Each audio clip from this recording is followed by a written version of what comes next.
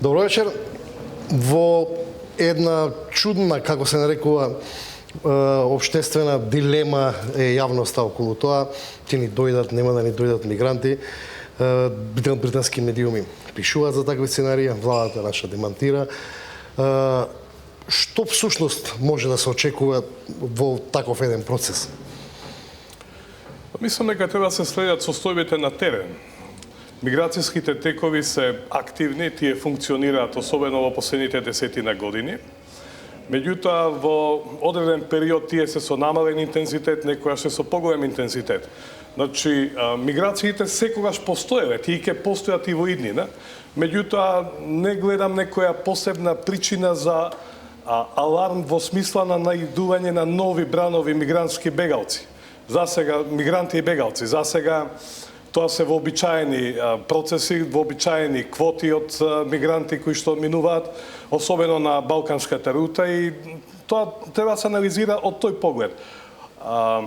Меѓутоа, заслужува внимание еден друг процес на Европската Унија, која прилично бавно, меѓутоа сепак се консолидира во смисла на воспоставување стандарди пред се правна регулатива со која што ќе може да биде поефикасна во превенцијата и поуспешно управување со миграцијските текови. И тоа се случува сега, од ковидот навамо особено, имајќи во предвид кризата од 2015 година, и тука се прилично остри новите механизми кои што веќе се усвоени во рамките на Европската Унија. Тука пред се мислам на Европскиот пакт за миграција и азил, кој што предвидува прилично ригорозни постапки кои што треба да се спроведуваат со мигрантите на влезот во Европската Унија пред се. Земјите од Западен Балкан имаат своја географска положба во рамки на Европската Унија и не се директно засегнати од овие административни мерки, меѓутоа се многу битно да бидат абсолвирани и да се знае во кој правец тежнеат тие европски политики, за да може секоја земја, вклучително и Македонија, соодветно да се прилагоди на тој процес кој што пред се е меѓународен, имајќи ги во предвид тековите. Добро, јавност има ли простор да стравува, да речеме, ова сценарио кој се наговестува дека би можело да биде во некој договор со Британија, оние мигранти кои немаат право на азил да бидат транспортирани ке нас?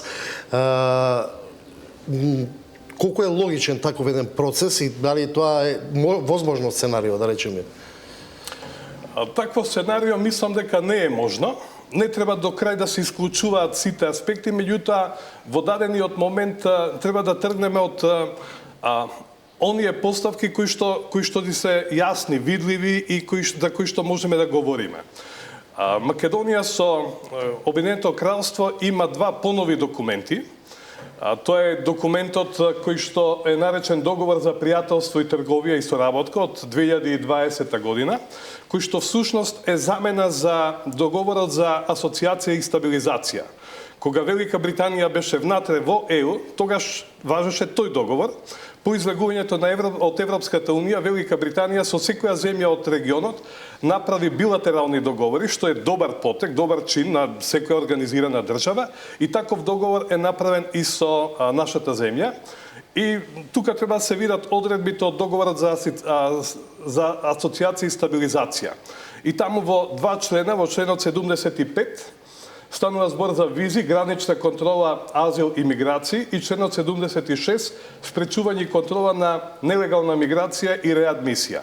Значи, тоа се вообичаени, би рекол, еднакво поставени со реципроцитет одредби, и тие ја регулира состојбата во изминатите 25 години. На тој начин ќе продолжи да биде регулирана оваа материја на тој начин.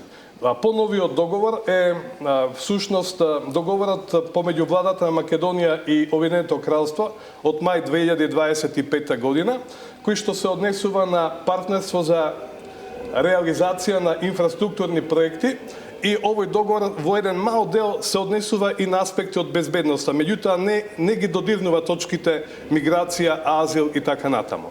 Значи, лично мислам дека е премногу употребена или злоупотребена оваа тема во дадениот момент, додека поентите кои што сите потенцијали во нашата земја треба да ги имаат, треба да бидат повеќе насочени кон она што Европската унија како концепт или како политика ги развива и кои што сигурно дека ќе имаат рефлексии и кон состојбите во Македонија. Пошто на таков хипотетички на таква сценарио речиси невозможно да се реализира ако нема некои подготовки законски, веројатно како би требало да иде процедурата, ние ги имаме ли тие закони носено, донесено, дефинирано, да речеме за статус на такви луѓе или како иде една таква постапка, да речеме? Значи, говориме за фактите. Тоа се постоењето на овие два закони, за два документи кои што ја регулираат комуникацијата, соработката помеѓу нашата земја и Обединетото кралство. Дали нешто трето е во прашање, немаме доволно информации да говориме за тоа. Имаме изјави од носители на власта, кои што се јасни, и кои што може би дополнително би добиле во вредност ако бидат потврдени и од официјални изјави на представници од Обединетото кралство. Во однос на шпекулациите или на информациите кои што се елаборираат во медиумите, мислам дека тука треба да се прави категоризација, да се задржиме ако имаме сериозен извор на податоци, да ги анализираме тие, бидејќи во оваа сфера и на бројни лажни и неточни информации многу лесно ќе се загубиме. Она што е битно и што сакам да го потенцирам е дека Велика Британија во исклучително долг период е присутна на Балканот и всушност ги помага процесите во смисла на јакнење на институциите. Прво, јакнење на свеста за проблемите со миграцијата, а потоа неприкосновено помагала во бројни проекти, европски и билатерални во последно време, со кои што се помага во собирање на информации или во насока на јакнење на институциите, не само во Македонија, туку и во земјите од регионот да бидат посвесни, да бидат покомпетентни во препознавање на проблемот. И во таа смисла, тоа е концепт кој што се случува и во овој период и кој што продолжува. Мислам дека тоа треба да се гледа од еден афирмативен, позитивен аспект. Проблемот кој што го има Велика Британија, го имаат и другите земји од регионот во различен аспект, и Балканот е врзан со Обединетото кралство во смисла на голем број нерегуларни мигранти кои што особено се случуваат, кои што пристигнуваат на островот со бродови. И тоа е одат по оваа линија преку Балканот, претпоставувам. Значи, тоа е интересно прашање кое што треба да се истражува. Во еден мал број партиципираат и бродови кои што потекнуваат од Балканот, од земјите кои што имаат пристап до море и кои што особено се вклучени во криминалните мрежи на криумчарење на мигранти и кои што ги испорачуваат мигрантите, некогаш успешно, некогаш неуспешно, до крајните дестинации, вклучително и до Обединетото кралство. Меѓутоа, тоа е проблем кој што треба да се анализира од тој аспект, од тој агол, кој што нема многу додирни точки со Македонија во дадениот момент. Добро, што е разликата меѓу илегални мигранти и мигранти? Значи, мигрантите постоеле и секогаш ќе постојат. Веројатно додека постои цивилизираниот свет. Мигрантите може да бидат легално да ја минуваат границата и тоа се случува секогаш кога ние одиме на граничен премен со соодветните документи и ја минуваме границата на означено место, и нерегуларни мигранти, односно илегални мигранти, кои што ја минуваат границата надвор од граничниот премен. Значи, без контрола на државата во која што сакаат да влезат. Многу е битно да се направи категорија дека мигрантите, мотивот на кој што се одлучуваат мигрантите да се движат, може да биде најразличен. Меѓутоа, и во тој дел државите се должни да се остварат контрола на тоа кој се им влегува на територијата. Да имаат, значи, легалните мигранти се случуваат со контрола и тие се добредојдени во земјата во која што доаѓаат, влегуваат, исполнувајќи ги административните услови на кои што инсистира државата.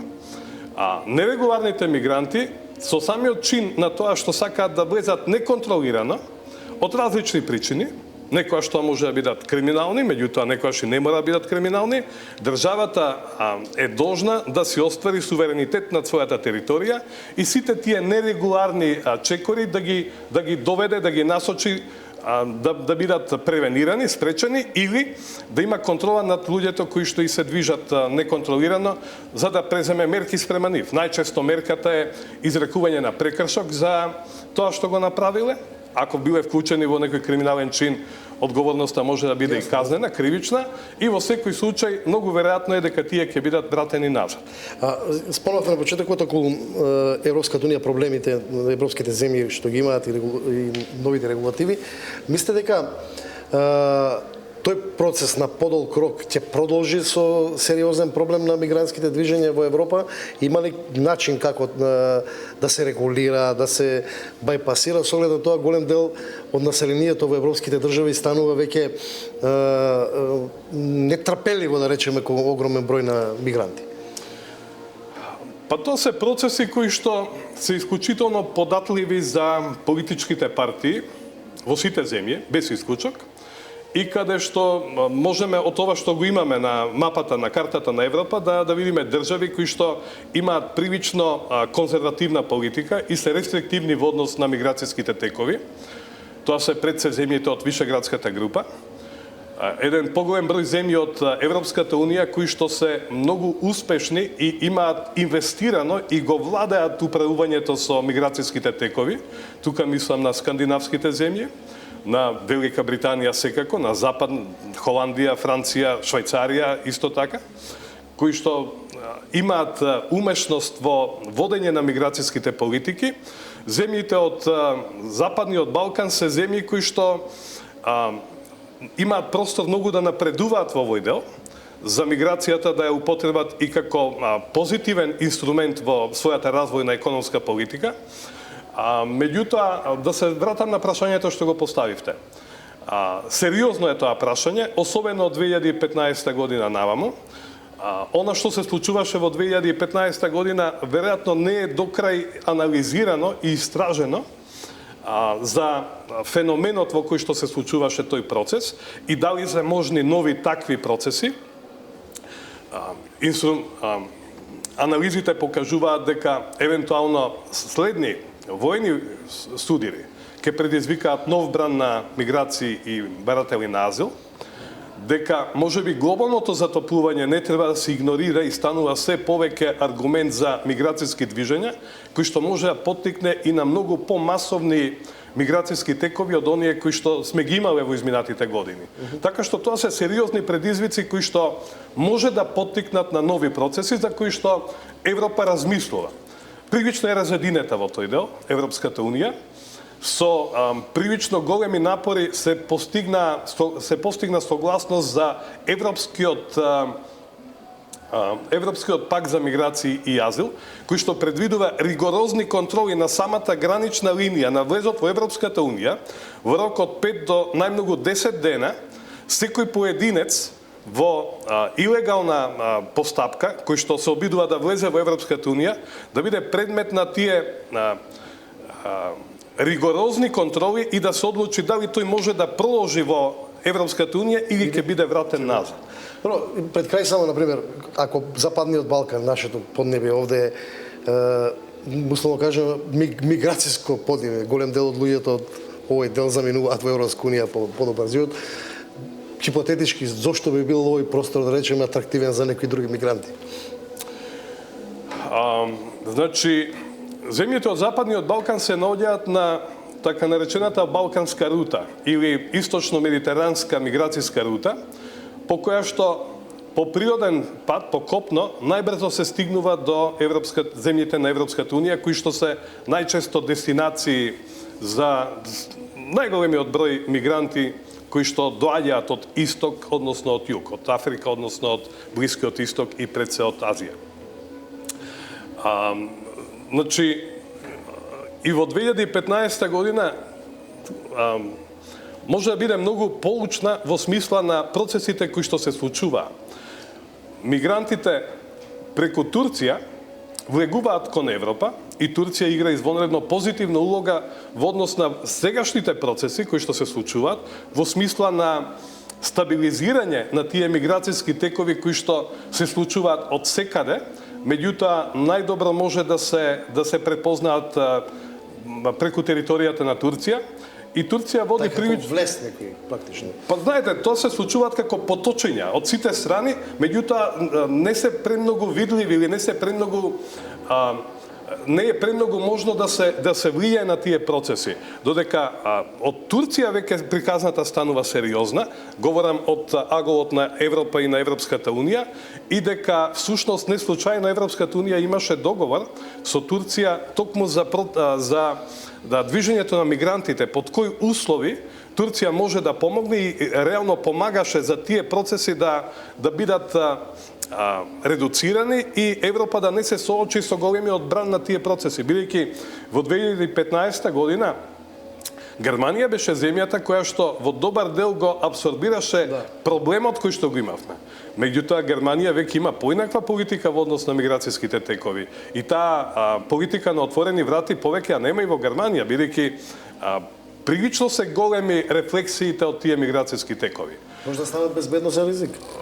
Дефинитивно. Значи, ако до 2015 година мигрантите и барателите на азил особено беа лојални граѓани, видовме бројни случаи во кои што тие се јавуваат како сторители на сериозни кривични дела кои што поттикнуваат на голема вознемиреност во средините каде што престојуваат.